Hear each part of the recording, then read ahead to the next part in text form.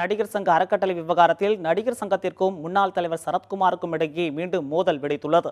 இரு தரப்பினரும் காவல் ஆணையர் அலுவலகத்தில் பரஸ்பர புகார் அளித்துள்ளனர். நடிகர் சங்க தலைவராக இருந்த சரத்குமார் 1,65 லட்சம் ரூபாய் முறைகேடு செய்துள்ளதாக நடிகர் சங்க அறக்கட்டளை சார்பில் சென்னை காவல்துறை ஆணையர் அலுவலகத்தில் புகார் அளிக்கப்பட்டது. இது தொடர்பாக அறக்கட்டளை நிர்வாகி பூச்சிமுருகன் அளித்த புகாரில் நடிகர் சங்க தலைவர் நாசர், பொதுச் செயலாளர் விஷால் ஆகியோர் கையெழுத்திட்டுள்ளனர்.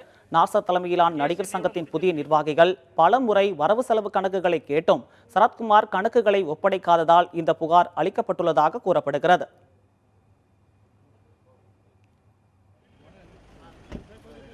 இந்நிலையில் தான் எந்த முறைகேட்டிலும் ஈடுபடவில்லை என நடிகர் சரத்குமார் தெரிவித்துள்ளார். தன் மீது அவதூறு பரப்பும் வகையில் செயல்படும் பூச்சிமுருகன் உள்ளிட்டோர் மீது நடவடிக்கை எடுக்க வலியுறுத்தி சரத்குமார் சென்னை காவல்துறை ஆணையர் அலுவலகத்தில் புகார் அளித்தார்.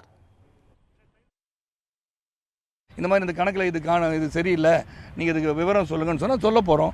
நான் தான் கோஆப்ரேட் பண்ணுறோன்னு சொல்லியிருந்தோம். So you should at least ask us. there's no prima facie case for this. நீங்கள் பாட்டு நீங்கள் நேரடியாக இங்கே வந்து கம்ப்ளைண்ட் கொடுக்குறீங்கன்னா அது வந்து கொடுங்க.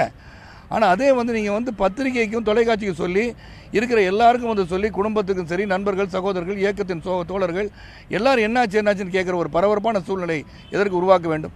நான் இங்கே ஓடியா போயிட்டேன், இங்கே தானே இருக்கேன். நேரடியாக ஒரு நோட்டீஸ் அனுப்புங்க. இந்த மாதிரி இந்த நீங்கள் கொடுத்த இதில் வந்து ஆடிட்டர் சொன்னதில் எனக்கு ஒப்புதல் இல்லை, இதில் இதில் வந்து சில கருத்து வேறுபாடு இருக்குது, இந்த கணக்கில் சரியில்லை நாங்கள் நினைக்கிறோம் அப்படின்னு சொல்லுங்கள். ஆடிட்டர் வச்சு திருப்பி நம்ம எக்ஸ்பிளைன் பண்ணுவோம். அதுவும் முடியாட்டி தானே நீங்கள் வந்து ஒரு கம்ப்ளைண்ட் கொடுக்கணும்.